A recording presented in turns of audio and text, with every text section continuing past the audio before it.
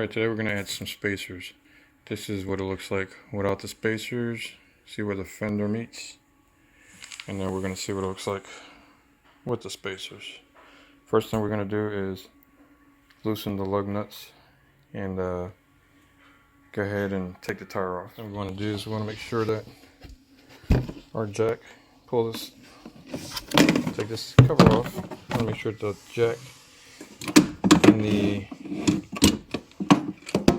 lug wrench actually works, because sometimes we change the tires, rims and all that, and then come to find out that then you get stuck, it doesn't work. Barely. Okay, so it's the first time I'm using this one. Let's see how this is going to work. I guess that's for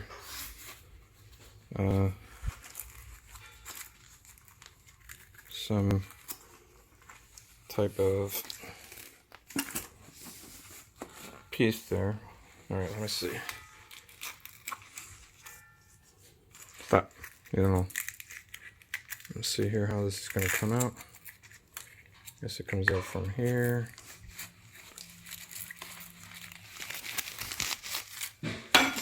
Alright, is this going to fit? Nope. See, that's what I'm talking about.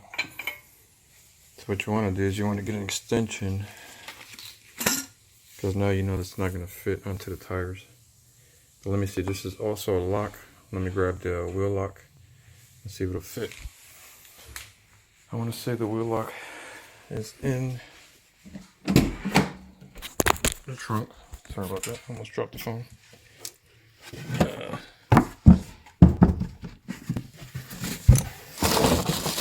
think it's in here. Keep everything in a baggie so it's not rolling around, and it's easier to find.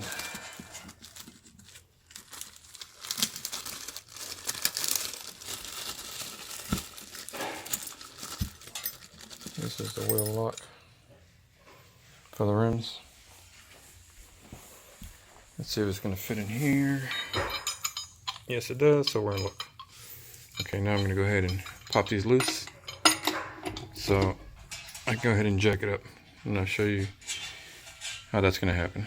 I know this is probably tedious, but there's some people that probably never jack their Jeep up, and this is stuff you need to find out. Alright, I loosened all the lug nuts. Now, I want to come in here with the factory jack and support it right underneath here. And this is why it's important that you do this even if nothing is wrong with your car, so you can see if it's working or not. Alright, the jack has a little lip in here. Just slide it underneath the bar of the differential as close as possible to the tire. It'll be easy to lift. The further in you go, the higher you're gonna have to raise it up. You get the little poles. Let me grab it here. It's in this bag. Here's one extension. Here's another extension. As you can see, this has a hook on one end. And sorry about the finger coming on the video. This hook goes in here. And then you put the extension. As you can see, it'll clip. And on this end here, has a little thing here up top. That hook's in there, and then where's the other piece? The other, okay, here we go. This part here goes in here.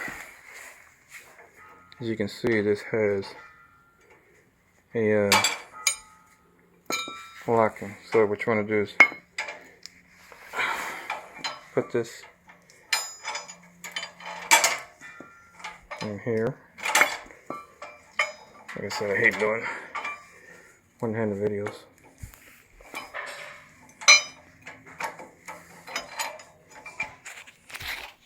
Okay, you put it in like that. It has one of those little tabs here so it doesn't fall out. And then you just start spinning. And the way you go, it'll go up and down. And you want to do this. And you just see the tire gets off the ground. You don't have to raise it much. Just as long as you can see the tire get off the ground, you're good. We'll go ahead and take this tire off and put the spacer. As you can see, the tire's off the ground. You need to have 1 inch off the ground. You don't have to go crazy because you don't want the Jeep tipping over or falling off the jack. And we'll go ahead and take the lug nuts off. All right, now that we're taking off the last lug nut, I'm gonna take the rim off, which, like I said, should be easy because it's not that far off the ground. Roll it over a little bit. And let me put it down. So I don't want to have it roll and fuck something up. Alright, so the spacers that we got are 5x5, 5x5. I gotta get you the centimeters, how wide it is, I forgot off the top of my head. But you want to make sure, see the rust, there's no nicks, something sticking out. Because what will happen is it won't go flush. And that's when you get like wobble, kind of like the death wobble. Same thing, you want to look at the back. Make sure it's flat. There's no piece of metal. Nothing sticking out. But when you tighten it down, you should be good. These nuts here, of course, are going to come off. Because they are going to go onto here. That's what's going to hold the spacer into place. So we'll go ahead and take all of these off. And then we'll put the spacer on. Alright, just slide it on, no problem. It has a little wobble, but it's kind of like the rims when you put it on. You want to put the screws on by hand. Same reason when you do the rims, because you want to get that wobble out. So you want to crisscross it until you get it on there. Then you're going to have to get a torque wrench, a torque. Find out what the torque is and torque it down. Same thing you're going to do with the rims. You're going to torque them down. We'll go ahead and put these in by hand. And then we'll get the lug wrench. Tighten them down a little bit to get the wobble out, and then we'll torque it. Alright, I tightened them all by hand just to make sure there was no play. Now, just want to tighten it by hand again, but this time with the socket. And then we'll get the torque, and I'll let you know how much we got to torque it down to. Alright, now we're going to go ahead and do the torquing.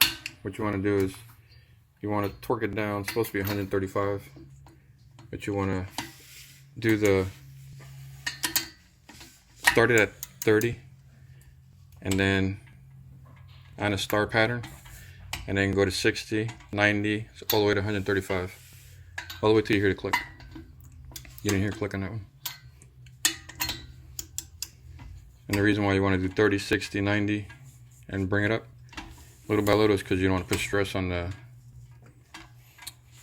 screws or the nuts and they break.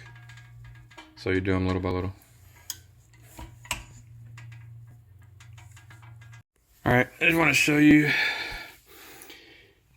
You got to torque them down to 130. I know it says 129.5, so I might have to fix this to 130. Because you don't want them popping off on the freeway. As long as you put them on right, shouldn't have a problem. Here we go again with the same bullshit I always have with the one hand. Let's set these to 130, and I'll show you real quick. Yeah, I'm only going to show you one time because this is fucking tiring and it's fucking hot. When you hear that, you know they're good. Do them in a star pattern. They're good to go. Put the rim back on and we'll see what it looks like, the difference before and after. Now we got the wheel back on. We're going to tighten up the lug nuts. Same thing. Make sure you put them on there by hand all the way in. Then you want to crisscross them 130 foot-pound of torque. Just like spacers. There you go. Crisscross. All right. Good enough. All right. Gonna be the same thing as the back. The only thing in the front that's different is you're gonna go here in the sway bar, put it right underneath the sway bar, and that's where you're gonna jack it up from. But it's the same procedure for the front. Let's see how it looks from here, and then I'll show you what it looks like afterwards. Back's already sticking out. Okay, these are 1 3/4 hub centric spacers. So the size is 1 3/4. As you can see, it looks way better than before. I like the look. And then once we get the bigger wheels and tires, it'll actually bring it out some more. So 1 3/4 CJ Pony parts, they were on sale. I'm not being sponsored, but they were a great price. Let me know if you like the look. 1 3/4 spacers.